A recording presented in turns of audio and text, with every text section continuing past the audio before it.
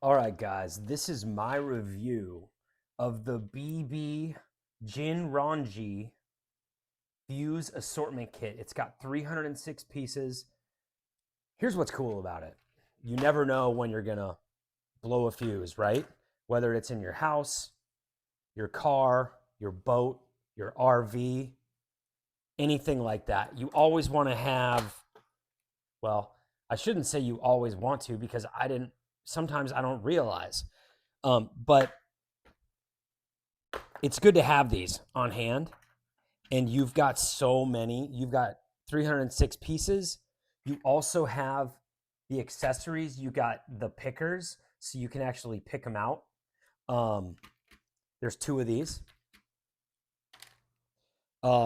They're color coded. You've got this right here to give you an idea of which fuses are which. And you also have the fuse tester with the wires on the end. So all you do is just plug that into the tester and you've got the clip on the other end. You have two of them. You have a pointy one and a screwdriver one.